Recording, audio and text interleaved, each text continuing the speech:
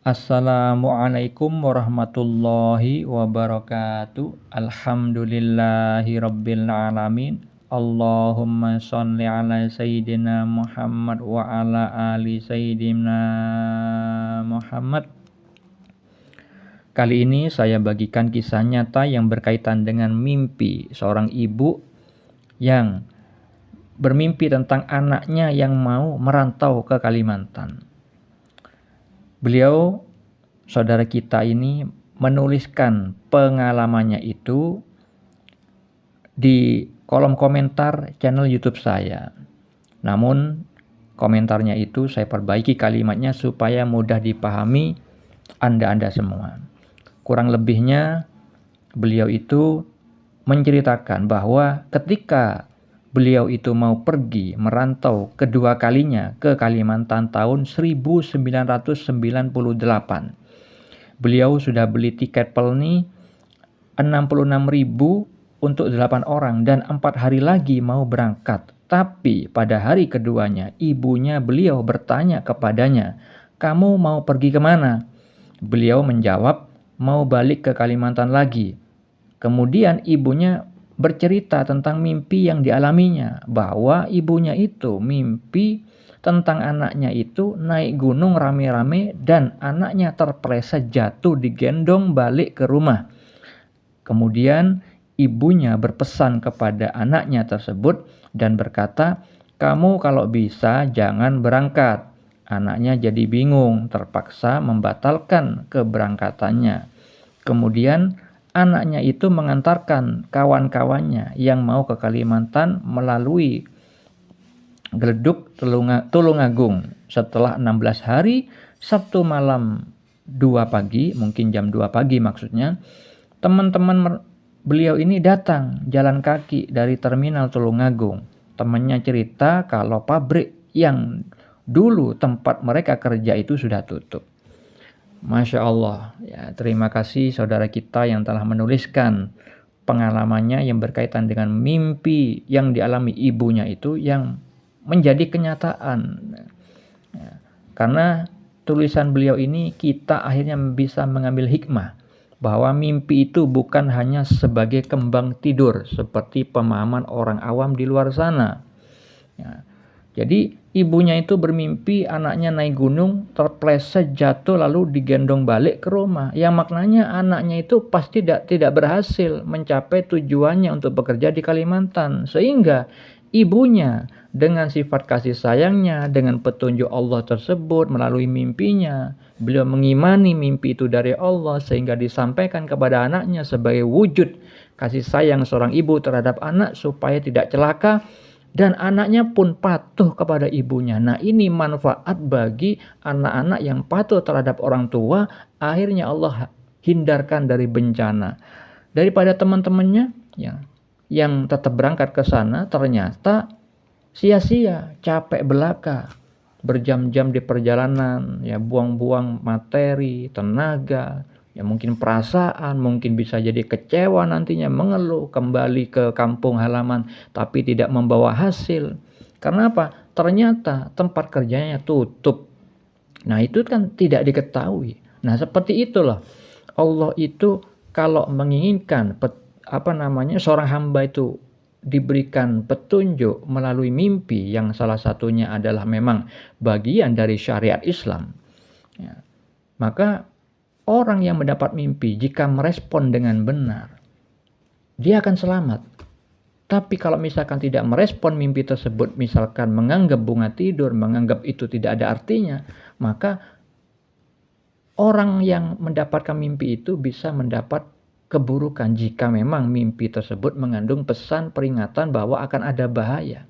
Nah, misalkan ibu yang bermimpi tadi itu meremehkan mimpi tersebut, tidak mengimani mimpi itu petunjuk dari Allah, maka anaknya bisa jadi nasibnya sama seperti kawan-kawannya yang sudah berangkat ke Kalimantan jauh-jauh tapi nggak membawa hasil. Dapat capek belaka, buang materi, tenaga, pikiran, perasaan.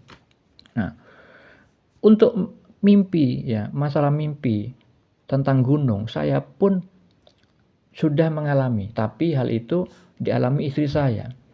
Mimpi naik gunung juga. berkaitan dengan pernikahan kami, kesuksesan pernikahan kami. Jadi dulu itu istri saya ada di luar pulau. Saya sama istri saya tidak berpacaran. Saya di Jawa Timur, istri saya di luar pulau. Nah, saya minta istri saya itu mengamalkan sholawat ya Sayyidi ya Rasulullah. Ya, paling tidak 100 kali setiap hari. Nah, setelah itu beliau bermimpi dalam perjalanan mengenal saya lewat telepon. Beliau bermimpi istri saya itu naik gunung sama saya selamat, tapi teman-temannya, teman sekantornya itu terpeleset. Nah, yang ketika istri saya itu menceritakan kepada saya mengetahui takwil mimpinya, makna mimpinya, bahwa saya dan istri saya itu ditakdirkan selamat oleh Allah sedangkan teman-temannya tidak selamat. Nah, itu insya Allah berkaitan dengan ridhonya Allah dengan pernikahan kami, sehingga memang kejadiannya begitu lancar tanpa ada penolakan dari keluarga kami masing-masing, walaupun kami berdua kenal dari medsos. Namun kami sebelum memutuskan menikah meminta petunjuk kepada Allah dengan melalui sholat istikharah. Masing-masing melakukan itu. Kami berdua mimpi tentang keadaan kami masing-masing, bahwa istri saya dimimpikan bahwa saya ini baik bagi dirinya, dan saya pun bermimpi bahwa istri saya juga baik untuk diri saya, yang sudah pernah saya ceritakan pada video sebelumnya tentang jodoh, petunjuk dari Allah Subhanahu wa taala. Jadi, saudara-saudariku, perlu diketahui bahwa mimpi itu adalah bagian dari syariat Islam. Syariat itu adalah peraturan bab yang halal dan yang haram yang bersumber dari Al-Qur'an dan As-Sunnah. Mimpi itu banyak dijelaskan di dalam Al-Qur'an, baik itu di dalam Al-Qur'an dan juga di dalam hadis Nabi. Nabi Muhammad SAW termasuk orang yang seringkali mendapatkan mimpi. Makanya beliau itu setelah sholat subuh berjamaah bersama para sahabat selalu menanyakan siapa di antara para sahabat yang bermimpi tadi malam. Jika misalkan ada sahabat yang mimpi, beliau mentakwilkan karena beliau itu ahli takwil mimpi. Selain beliau yang ahli takwil mimpi, Nabi Yusuf alaihissalam juga ahli takwil mimpi. Allah berfirman tentang Nabi Yusuf alaihissalam diberikan sebagian pengajaran ilmu takwil mimpi, terdapat pada surat Yusuf ayat 6, ayat 21 dan ayat 101. Selain itu juga yang ahli takwil mimpi adalah Abu Bakar Siddiq radhiyallahu anhu, sahabat Nabi Muhammad SAW. Jadi mimpi itu adalah bagian dari syariat Islam. Maksudnya mimpi adalah suatu hal yang juga diatur di dalam Islam. Diatur bagaimana cara meresponnya. Ketika mendapat mimpi yang baik harus bersyukur. Ketika bermimpi buruk ada cara-cara yang disebutkan oleh Nabi dalam sabdanya di dalam hadis riwayat Muslim dan juga di dalam hadis riwayat Al-Bukhari juga ada. Nah, selain itu diatur juga bagi siapa saja yang boleh mentakwilkan mimpi, yaitu Allah memberikan petunjuk pengajaran tentang ahli takwil mimpi seperti hanya Nabi Yusuf alaihissalam. Seperti juga saya mengalami bahwa saya disuruh mensyiarkan mimpi, maka terjadilah channel ini. Salah satunya fungsinya untuk itu, menyebarkan tentang mimpi-mimpi supaya saudara-saudara kita memahami, mengimani bahwa mimpi itu bukan hanya kembangnya tidur. Sehingga kalau misalkan orang itu mengetahui takwilnya, mengetahui dengan benar pesan yang Allah sampaikan melalui mimpinya, akhirnya orang itu bisa selamat. Karena di dalam mimpi itu terjadi banyak hal, misalkan diberi peringatan, diberi petunjuk, diberi ilmu sama Allah, sebagaimana Nabi Muhammad juga pernah diberi ilmu tentang ilmu syariat. Nabi Muhammad juga diberikan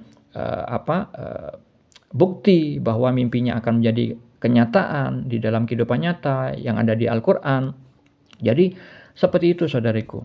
Jadi kalau misalkan kita tidak merespon mimpi dengan benar, maka kita bisa jadi tidak mendapatkan manfaat dari mimpi tersebut. Oleh karena itu, Anda perlu memahami tentang mimpi. Anda bisa baca dalil-dalil atau keterangan-keterangan yang bersumber dari Al-Quran dan As-Sunnah pada video yang saya buat di channel ini. Semoga bermanfaat. Assalamualaikum warahmatullahi wabarakatuh.